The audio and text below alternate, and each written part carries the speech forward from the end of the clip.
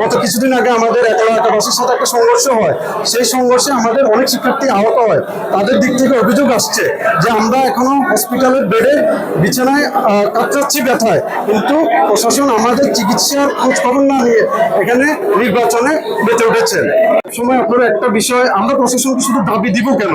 ওনারা একটা নির্বাচন করছেন, নির্বাচন উপস্থাপন করবেন, সেই নির্বাচনে সাধারণ শিক্ষার্থীরা সবাই যাতে অংশগ্রহণ করতে পারবে সেটার উপস্থিতি ওনারা নিশ্চিত করতে হবে। আমি আরেকটা বিষয় বলি আপনাকে, এখানে যারা আপনার গত কিছুদিন আগে আমাদের এলাকাবাসীর সাথে একটা সংঘর্ষ হয়।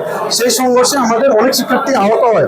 তাদের দিক থেকে অভিযোগ আসছে যে আমরা এখনো হসপিটালের বেডে বিছানায় কাতরাচ্ছি ব্যথায়, কিন্তু প্রশাসন আমাদের চিকিৎসার খোঁজ খবর না নিয়ে এখানে নির্বাচনে মেতে উঠেছেন। আমরা আসলে এই জিনিসগুলো আমরা অবজার্ভ করছি। আর আরেকটা বিষয়, নির্বাচনের জন্য প্রশাসনিকভাবে একজন আরেকজনকে দায়গ্রস্ত করছেন। আমরা নির্বাচন কমিশনারের কাছে গেলে ওনারা বলছেন ডিসি মহোদয় জানে, ডিসি মহোদয়ের কাছে গেলে বলছেন যে প্রভিসি মহোদয় জানে। এই যে দায়সারা জিনিসগুলো নির্বাচনকে ঝুঁকিপূর্ণ করে তুলছে। আমি স্পষ্টভাবে বলছি, এই নির্বাচন কোনোভাবে প্রশ্নবিদ্ধ হলে এই প্রশাসন তার উচিত জবাব পাবে। নির্বাচনে যে ধারা, আমরা সেই ধারায় আমরা অংশগ্রহণ করছি। আমাদের প্যানেল নিয়েও কাজ করছি। আমরা খুব শীঘ্রই আপনাদের মাঝে প্যানেল উপস্থাপন করব। কিন্তু প্রশাসনিকভাবে এখন পর্যন্ত আমরা কিছু পক্ষপাতিত্বের আমরা অভিযোগ পাচ্ছি। আমরা খুব শীঘ্রই আপনাদের সামনে সেটা উপস্থাপন করব।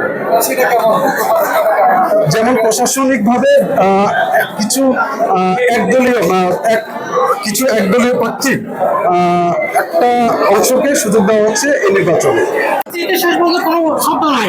আমরাও রাজনীতির সাথে থাকতে চাই। আমরা যৌথভাবে কাজ করতেছি বিভিন্ন অ্যাঙ্গেলে, বিভিন্ন কৌশলে।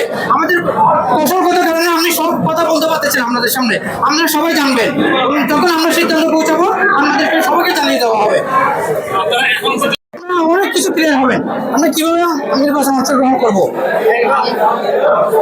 আমাদের নির্দেশনা হচ্ছে যারা যে পদে আগ্রহী তারা জন্য সেই পদে আপনার কি করে মনের সংগ্রহ শেষে আমরা তাদের যাচাই বাছাই করে যে পদের যোগ্য আমরা সেই পদে তাকে মনোনয়ন দিব। এই ক্ষেত্রে একটা বলা হচ্ছে যে আপনার জোট করা হবে কিনা।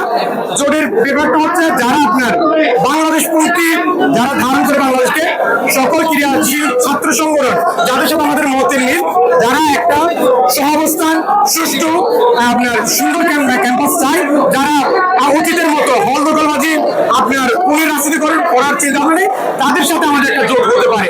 আমরা আলাপ চালাচ্ছি, দেখেন আমরা আপনাদেরকে খুব দ্রুত সময়ের মধ্যে একটা সুন্দর প্যানেল বাদ দিব। হোক সেটা ছাত্র থেকে